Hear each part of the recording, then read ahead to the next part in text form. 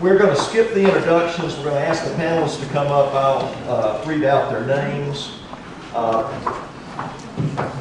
if y'all just come on up and let's see. Let's see. Doug Hoffman, right here. Tori Wolf Sisson. Is it Sisson? Sisson. Okay, that's great. Marcia Shearer. Katie Glenn. Jennifer Freeling. And T. Marie King. Good, good. Folks, I've got just 1 minute stuff that I want to share with you, primarily because I had the benefit of being in D.C. a week ago. I'm just going to point this out. If you haven't seen this before, the early warning signs of fascism,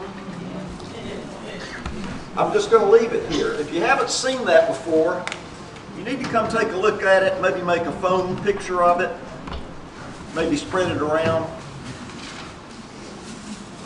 And despite the threat that I personally and other alarmists see, I do believe we have hope.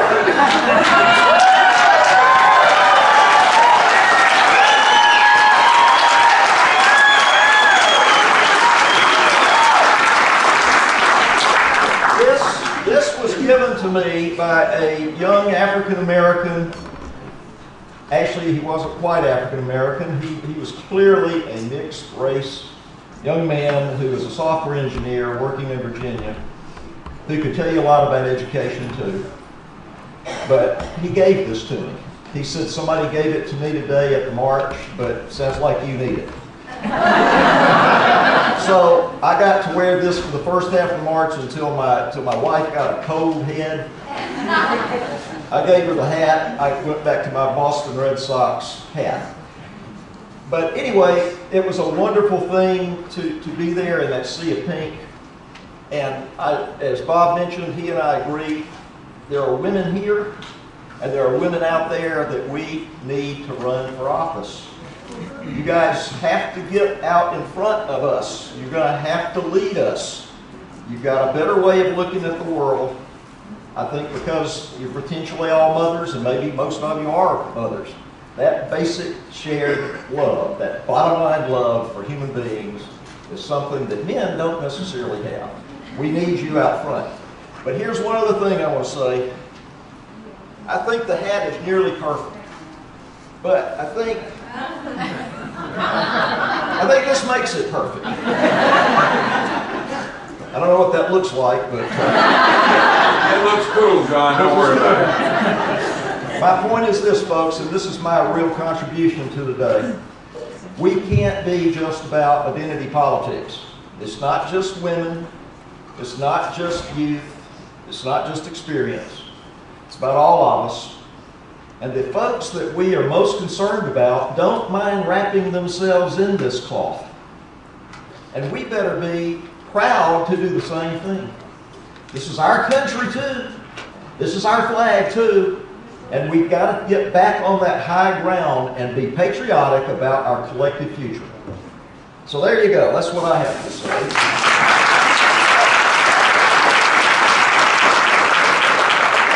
I'm going to ask each panelist, and we'll just start here at the left, and say your name again, please, for everybody as we go down. And maybe 3 minutes, just a little bit about advocacy, and advocacy and activism. 3 minutes max. 3 minutes max, okay? And then we'll open it up the way we did before. And let me say this while it's on my mind. When it comes time for question and answer, if you have a question or a statement, would you please identify not only who you are personally, but the city and county you come from? And, because that would help. There is some diversity, geographic diversity here that a lot of us are not aware of, and we'd like to celebrate that. Okay, take it off. Take it away. All right, so actually, I'm going to take a point of privilege before I start. There are a whole lot of seats up here. So those of you who are sitting on the floor in the back, please feel free right here. Jan, raise your hand. In front of Jan, there's a whole bunch of seats. So if you're uncomfortable sitting or standing or can't see, feel free. My name is Katie Glenn. I'm the Alabama State Director for Planned Parenthood Southeast. Matter y'all know this, Alabama has the oldest Planned Parenthood in the Southeast. We've been around here since the early 1900s, and some of the pillars of our community were some of the folks who started our organization here at home. So I'm really glad to be here. I'm also a graduate of Birmingham Southern, worked here for a while, and lots of my fellow alums are here, so I'm so glad to see you today. So came to Planned Parenthood about a month and a half ago. Before that, I was the outreach coordinator for Voices for Alabama's Children, which is an advocacy organization in Montgomery as well. But I really got my start in advocacy and activism at Birmingham Southern. I took one of those classes that Stephen took about called the Economics of Poverty. I did that tax prep program. Still do my taxes today, so my husband is very thankful that I did that in college. And you know, this was really my foundational place, so it's really special to me. Representative Todd earlier was talking about how if 3 people called her in one day, or came to her office in one day, it would be really meaningful and make an impact on her. PARCA, the Public Affairs Research Council of Alabama, who had their big thing about cities yesterday, so they were in the news, they did a study about 3 years ago that found that about 40% of Alabamians self-reported that they talked about politics at the dinner table or at home on a regular basis. Only 6% of those reported that they had ever contacted their elected official. And that's not like this year or this month or this week, ever. Hadn't called, hadn't emailed, hadn't gone to visit them in person, which is certainly a powerful way. So I wanted to take a minute and make this really easy for you all, because I see everyone has their phones, and I have 3 phone numbers for you, because this is going to make your life a lot easier when legislative session starts on February 7th, which is a week from Tuesday. So I have a phone number for the governor's switchboard, if you want to call the governor about something specific, since he's going to be really involved with the prison bill. That might be something you want to take a chance to talk to him about. The governor's switchboard number is area code 334-242-7100. For information in the House, in case you don't know who your representative is or you don't know how to get in touch with them, number again is 334-242-7600. There's a pattern here. And then for the Senate, the number is 334-242-7800. And I know it seems silly to take the time to hand that out, but this is the best tool that you have to make change on the state level. Not all of you have the time on a daily basis to drive down to Montgomery. I would love to have you come join me for Women in the Halls, where we all wear our pink and sit in the gallery and make sure that our legislators know that we're paying attention. But I know that that's not feasible for everyone. If you'll sign up for my email, I'll let you know once the dates are official. We'll have several different dates in the spring. Thank you for asking. But this is the best way to get in touch with them, because really they are there and work for us, and the problem is when they don't hear from us, they get to make their own decisions. We are here to remind them that we are the ones who put them in office, and we are the ones who most certainly can organize and take them out of office if need be. So I would encourage you to use those numbers often, burn up those phone lines, and I look forward to talking to y'all more when you have your questions. Hello, my name is Martha Shearer, and I am a staff person at Greater Birmingham Ministries. And part of the work that I do there is on the issue of ban the box and voter restoration. A lot of you may not know what ban the box is. Ban the box is where we're asking that the check box that you have to do on employment applications be removed. Past President Obama did it for federal jobs. Mayor Bell did it for city jobs here. And one of the reasons that that is an issue for me is that I'm a formerly incarcerated person. I've been home 20-something years. I've gone to school. I'm a first-generation graduate. I have 2 master's degrees. I'm a licensed graduate social worker. And I still have to check that box. And I still found it very difficult up until my recent employment in getting gainful employment where I could take care of my family. The other issue is voter restoration. Like some people mentioned earlier, people that have served their time deserve the right to come home and vote.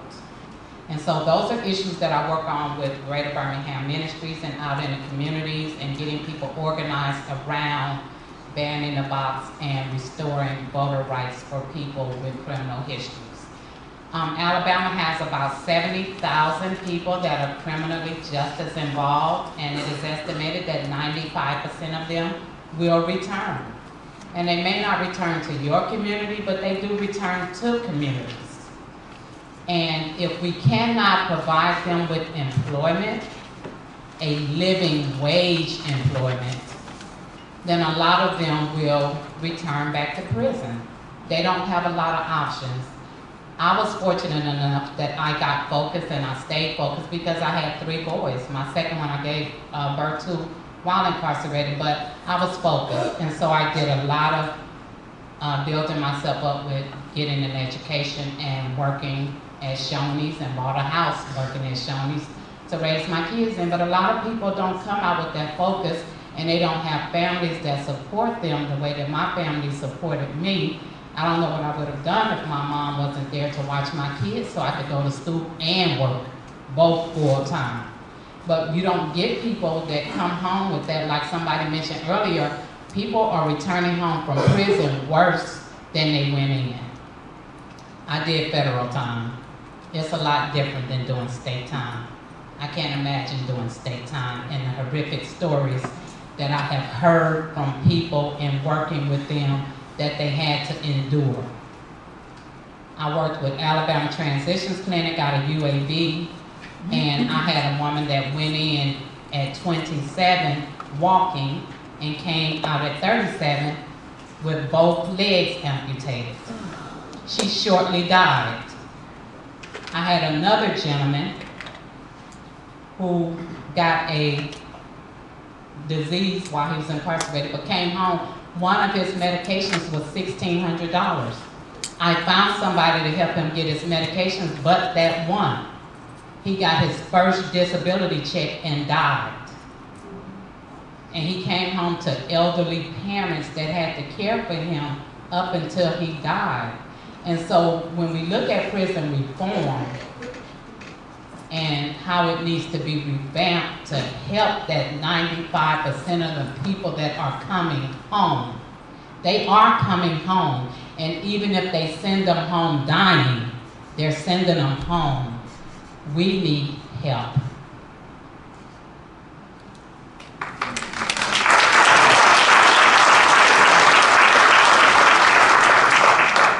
Good afternoon. I'm T. Marie King. I'm a local community activist here in Birmingham.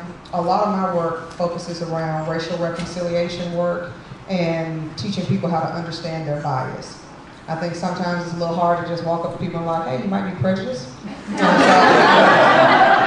figure bias may be an easier term to use. A lot of my work started, community activism work started actually working with students. When I moved back to Birmingham, I started working in Woodlawn and a lot of the revitalization work that was going on out there. And these awesome colleges, such as Birmingham Southern, Sanford, UAB, sent me all these eager students who wanted to give back, but they were coming into the community wrong. And so I decided, you know what, I'm gonna teach these kids how to actually be a part of change in a community. And so from there, I started developing workshops to train people. When you come in and work with a group of people who do not look like you, this is how you have to come. You're not coming to see a monkey show at the circus. You're coming to work with people. And so that's pretty much what my work revolves around. I also do a lot of mentoring with school-age students as well as college students. So I'm looking forward to the conversation today.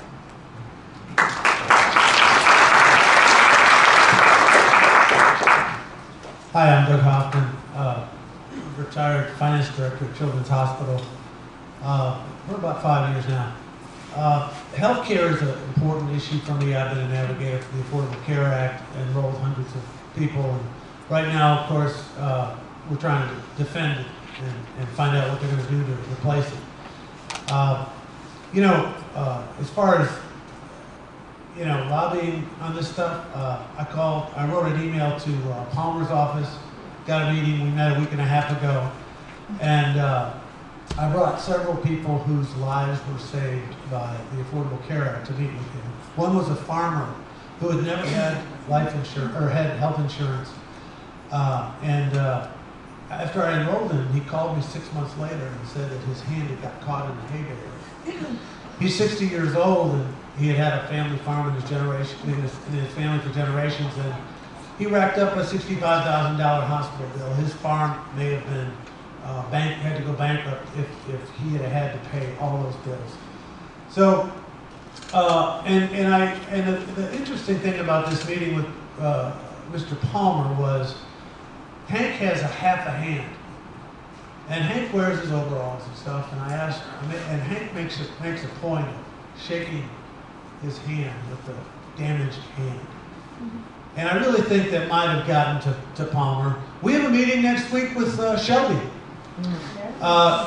Call these guys and demand a meeting.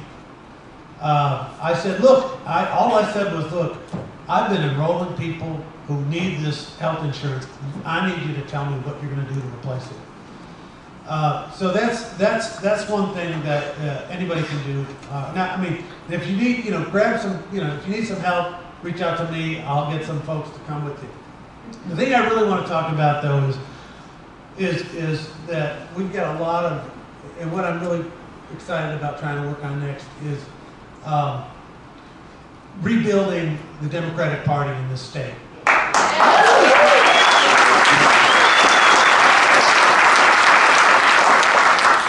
A little over a year ago, the Shelby County Democratic Party in Shelby County was absolutely worthless. It had 4 or 5 people. They never met. In this room, who's here from Shelby County? Carol Marsh, will you please stand? She's our chairperson.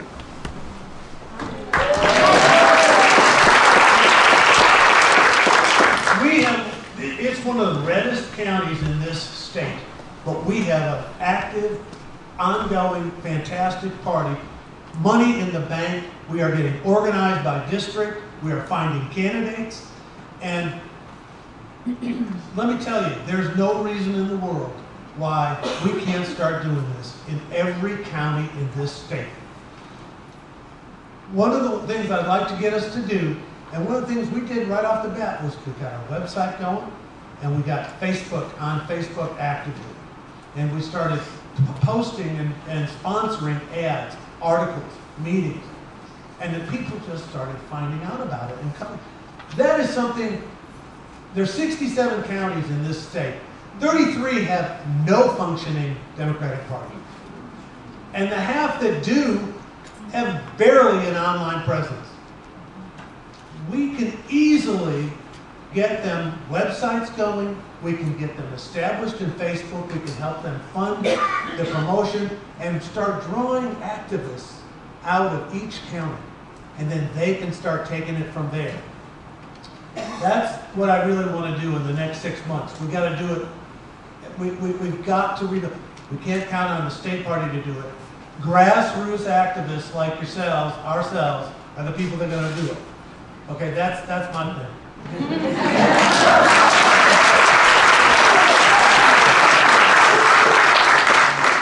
So I just want to point out something that I just realized. I think we have 3 microphones because there's 2 for each of us. I'm going to toss this one. So I'm an organizer. My name is Tori Wilson, and I am the Alabama organizer for the Human Rights Campaign. My pronouns are they and she, and I currently live here in Birmingham. I wrote down a few things because sometimes I'm tangential. I'm a proud alumna of Tuskegee University, and as a staffer of the Human Rights Campaign, interestingly, we are in a dynamic place. Alabama, Mississippi, and Arkansas are the only states that have an office of the Human Rights Campaign that is not in DC. Now, before you clap, I want to give you more to clap about. The work that we do here is really important because can you hear me better? Fantastic. The work that we do here in Alabama is important because the way that we're set up between our rural spaces and our metropolitan spaces allows our work to be translated across the world. So, for example, when I'm doing work here in Birmingham, and then I'm also doing work in Tuskegee, Alabama, the way that the work relates and the way that I do outreach is these are tips for people across the world to figure out how do we do this when we're talking about LGBTQ issues, when for whatever reasons it can be divisive religiously, politically, all these other ways that this can be divisive. And so these tactics and strategies that we're using here in the South can be replicated around the world. Now beyond that, the LGBTQ community is one of the most diverse communities in the world. Think about it. People who are LGBTQ, part of the LGBTQ community are a variety of religions, a variety of races, nationalities, differently abled people, every single identity that you can think of, I assure you, they are people who are members of the LGBTQ community. So when we're thinking about issues and we talk about not being single issue voters, single issue activists and advocates, we conceptualize that as the Human Rights Campaign has recently widened its stance, that allows me and you and us all to work together in ways that we can figure out, well, how are LGBTQ lives affected by Ban the Box? How are we affected when we talk about reproductive access? How are we affected when we talk about HIV and AIDS? There's all of these issues where seemingly we're completely in one box or another, but we're not. So part of the reason I'm here today is to make sure that those intersections are able to be met.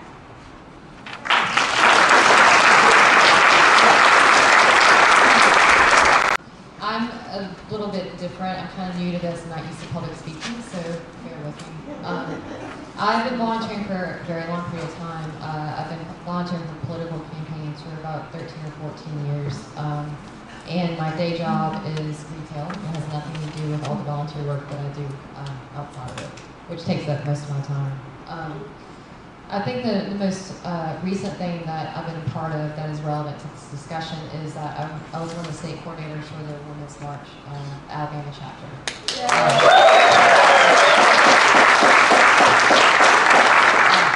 We had a total of 6 state coordinators. 3 of them are here right now. I have not met the other half of them yet. We have 2 in Huntsville and 1 in Mobile as well. Yes. Katie.shuey? Katie was on the Yeah, Katie was on, is she still here? She left. Okay, and then Heather Daniels. There's so many women. I'm there.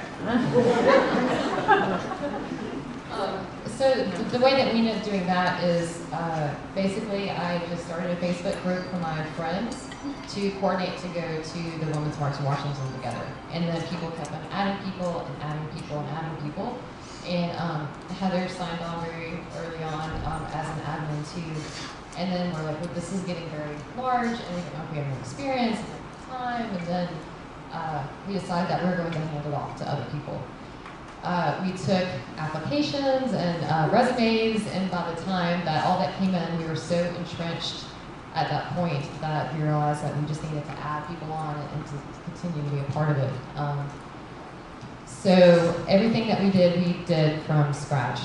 As y'all know, when National started, they had no partnerships, they had no guidelines, nothing in place, and so they were starting from scratch. So from the state level, we had to do the same thing in terms of how are we going to raise money? What about the legal implications? How are we going to book buses? How are we going to do all this stuff?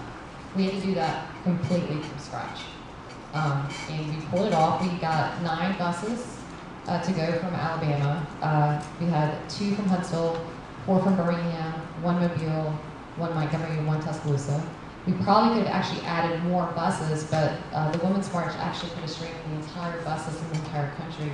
So we weren't able to get any more buses, which is awesome.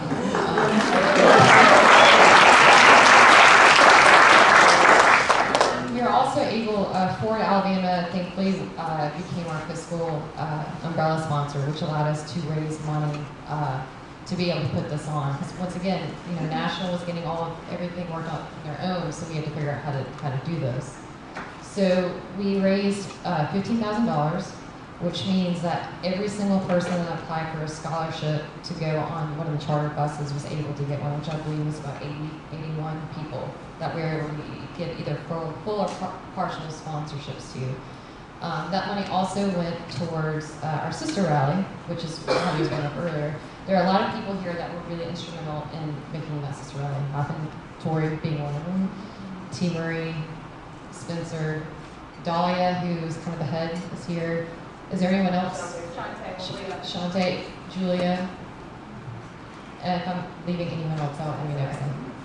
So we had a bunch of people that came together through networking to do something really awesome. I met Tori and Shante because of this, because of Spencer, just going through different people saying, hey, we need people with these skills, do you know anybody? And everyone came together. Dahlia, I didn't know beforehand.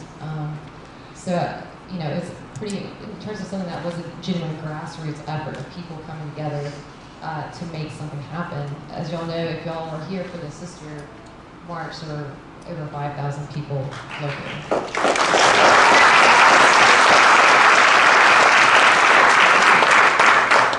Also, of the money that we raised, we earmarked 5% of that through Florida, Alabama, specifically for programs that have to do with women's empowerment in Alabama, such as Ready to Run, which there's a workshop coming up in February that specifically trains women to run in the state of Alabama or how to work on campaigns. And I'm going to let Pat or someone else who knows more about the details of that than me speak about it. So, I think that's about it. Thank you, Carol. Okay, we'll follow the same routine we did in the morning. If you want to line up on the two sides, this time I'm going to start on the right side, and we'll move across.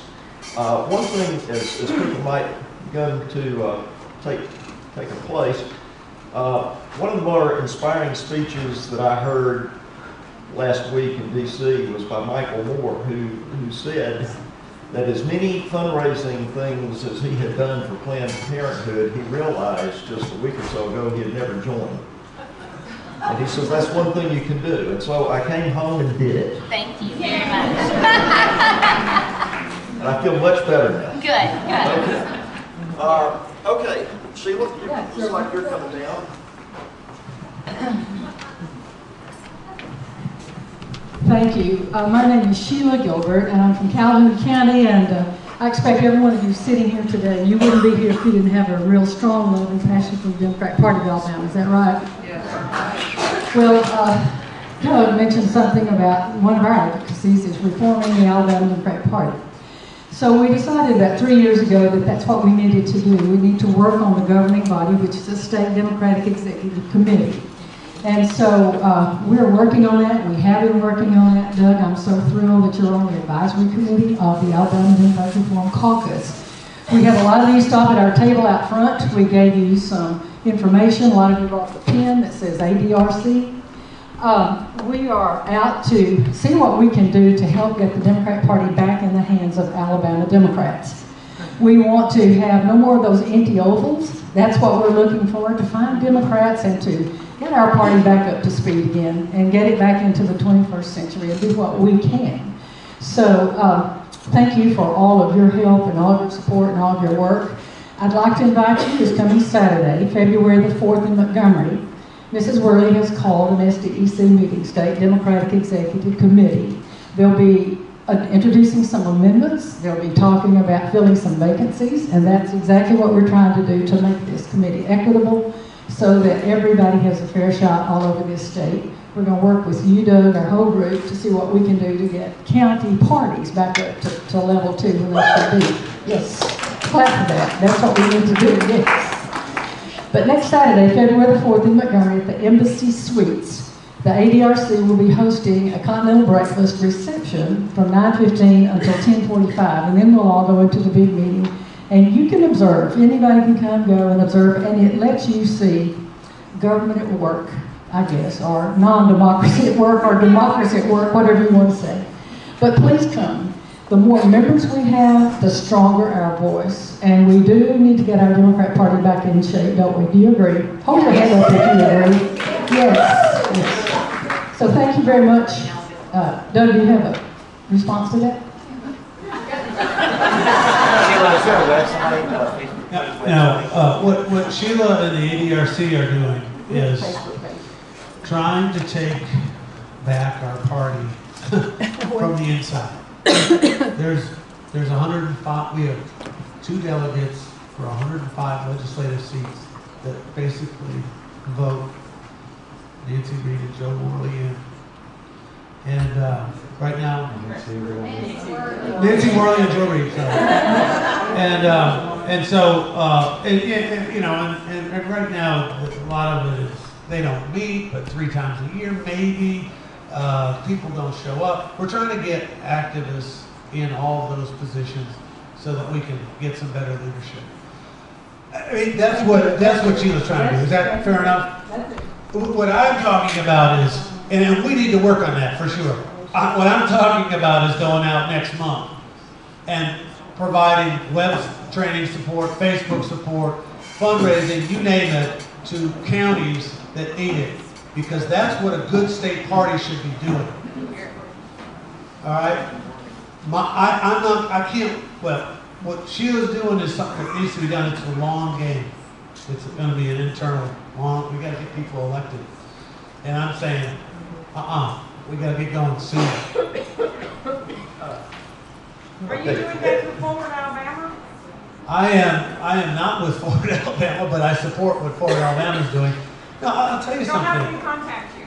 How do you contact me? Can you, Bob, if you'll give contact information for this group? We're going to be putting through Over the Mountain Democrat. What? We're going to be putting out a full contact list at the end of this event. Okay. Of all speakers, all panelists. Great. Thank you. Okay, looking for a question from the center. Yeah, we'll go with that, gentlemen.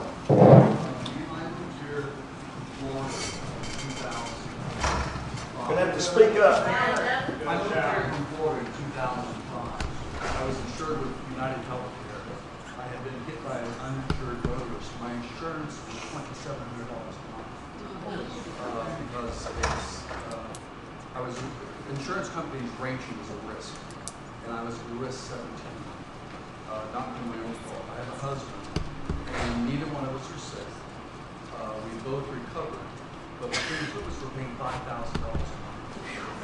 And those of you that don't think pre-existing conditions won't affect you, you're naive. I had no choice. I was with United Healthcare. I could not change because of the state law of Florida. I was an agent, and I was stuck in that. United Healthcare raised me to $3,680 a month. Me. And it ruins you.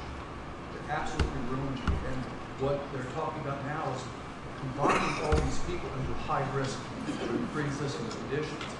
And then they're going to have to share that expense and the insurance companies are just going to destroy them. My meeting on Thursday with Senator Shelby. I've got a couple of stories, people with stories like yours. If anybody else has a compelling story like that they'd like to talk to Senator Shelby about, meet me afterwards right here, and I'll let you know some details. Okay? But yeah, we can go on and on about the Affordable Care Act and how important it has been for so many people, and it's one of those situations where we need to be outraged. And thank you for. My left. Yes. Hi, my name is Lily Childers. I'm from Alaska, Alabama, and I'm a senior communication studies student at the University of Montevallo. So it would be the other day that how are you doing? And I just wanted to say, first of all, thank you. This is incredible to have some Birmingham sheroes and heroes here today. And so Tori and Marsha, y'all brought up two of my biggest platforms is intersectionality and improving and reforming our prisons and reducing recidivism rates. Excuse me. So I just was wondering if you two could maybe speak on intersectionality in the criminal justice system and how we should try to bridge those gaps and create connections within the prison systems and outside of that.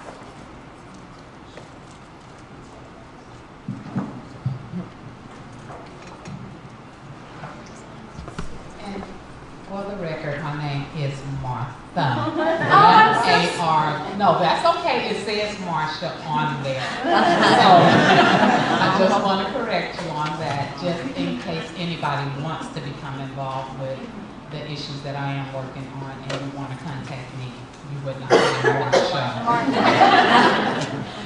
And when I look at the prison reform and the things that need to take place, and I was one of those people that fell up under the mandatory minimum sentencing. I was 4 months pregnant. My baby had been diagnosed with spina bifida. I was laying on the floor in the county jail because they didn't have enough beds. And I had a very small amount of a controlled substance. But because they had this mandatory minimum bill that I fell up under, I could not do less than 5 years and 3 months. The judge could not override it like he can with the death penalty or anything else. And so we've got these laws that came into place, the mandatory minimum and the war on drugs and all of these other things that only primarily impacted the African American race. And so you have these people out here. I sat with a number of you. I've sat with you in this room today. I ate lunch with you. I'm not a threat. I never was a threat. Even in my selling of drugs, I was primarily supporting a habit that nobody recognized was a drug addiction. They just saw me as a criminal. And so there's a lot of room there for adjustment. You know, we have overcrowding conditions in our prisons. It's costing us millions of dollars to house non-violent criminal offenders. I was non-violent. There are thousands and thousands of non-violent people locked up under these laws that were enacted to control a sector of a population. And it's not fair. And people need to speak out about it, because it doesn't just impact African Americans. A lot of people are being impacted by the criminal justice system, even if it's just that you're paying your taxes to house us. What infuriates me also is they have this prison pipeline where they're looking at the number of kids in kindergarten and determining how many prisons they have to build. I'm sorry, I have a granddaughter. She's my only granddaughter. The thought that you think that you're gonna lock her up behind bars infuriates me.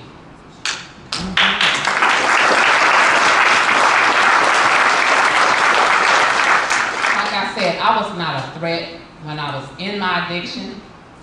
I wasn't a threat when they locked me up. I have not been a threat since I came home. Every degree I have, I got since my release. So there's a lot of room for criminal justice reform, you know, and I worked very hard to give my granddaughter those things that I did not have. So when people talked earlier about the communities and the lack of hope that people have, I grew up in South Central Los Angeles. I didn't have a lot of hope. Nobody talked to me about college. Nobody talked to me about any of that. And so I do a lot to try to educate people and be there for people that need that hope, to know that you do not have to travel down this path that society has created for us. It's actually being created. So when you look at a kindergartner who is just as innocent and determine how many of them would be in prison, that's an insult.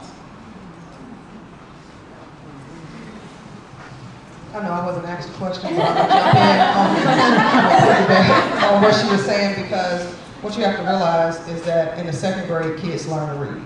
In the 3rd grade, they read to learn. And then in the 4th grade, they're given a standardized test. And those are the tests that the federal government is looking at when they build prisons, or when they plan to build more prisons. So if you're looking for a way to make a difference and get involved in some of these early education reading programs that we have going around.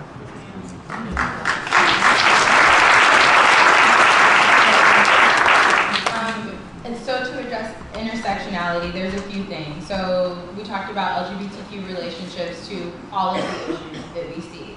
So if we look at the correlation between ableism, racism, sexism, and classism, there we lie with incarceration, right? So when you come out, what are the box? And I think that it's so dynamic and amazing that Martha is here too, because so earlier this summer, well last summer, we had an equity fair. So equity is the difference between equality and equity is having what you need to get where you need to go beyond, and just not having everyone has an apple. Okay, well yes, everyone has an apple, but what about people who are allergic to apples? That apple does nothing for you. So we have this equity fair to talk to businesses, employers, and organizations to say, okay, fantastic, we recognize that LGBTQ people can legally be fired here, which creates a space where classism is one of those things where we fall in this line where if you can't get a job, or if you have a job and then you make the mistake of feeling comfortable and you come out, or you hold hands, or you take a picture on Facebook, like no one's ever done that, and then your employer sees it and you get fired, now where are you? So we thought, well, let's start with the employers. Let's ask, is this a problem for you? Will you hire LGBTQ people knowing already that they're members of the LGBTQ community?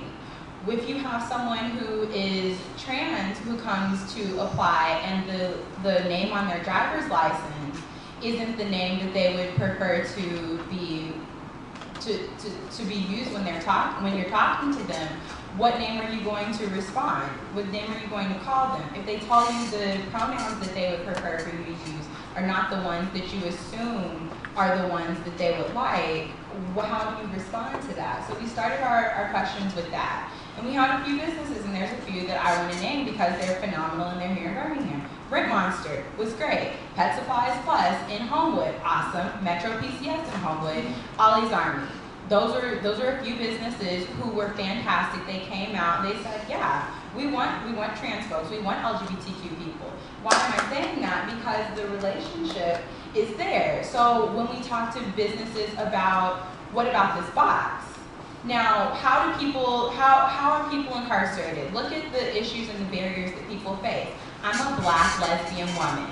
I have every strike against me. I know that there are more strikes that could be against me, and I will just definitely hold that. But these are strikes that are against me. So looking at what happens if you get kicked out and you're a young person, how are you going to make money? There are all sorts of ways. I'm just going to throw out one. Survival sex. Is that legal in this country currently? No. People will say it's legal in Las Vegas. I'm from Las Vegas. It's not. There are ways that people are being incarcerated, and why is that? Let's look at all of the barriers, all of the factors, all of these obstacles that people are overcoming and what they're trying to do to survive and where that lands them. Now, if you are incarcerated and you come out and you have to get a job, you have to figure out how to survive, how are you going to do that if the box is a barrier for you? So similarly, when you think about our trans population, what happens when you come out? What happens when you explain to someone what your gender identity is or how you would like to be addressed? Sometimes that puts you in situations where you have to figure out how to survive. So thinking about the relationship between the LGBTQ community and specifically incarceration, if that's the correlation that we're making, we look at all of the factors that, you have a life that if you're thinking about someone who's 25 years old, if you're kicked out at 13, how do you make it to 15? How do you make it to 18? How do you make it to 21? What happens in that time period depending on the level of support you have, depending on your community, your environment, your neighborhood plays a large factor in your support system. If you're from a community that isn't accepting of any of your identities, then where is your support system? If your family is excommunicating you, if your church is excommunicating you, if your school is not supportive, where do you go? What do you do? So looking at all of the ways that people can be discriminated against, they're all connected. And so looking at ways that we can support people who are discriminated against, those are also connected. That fully answers your question. That's great.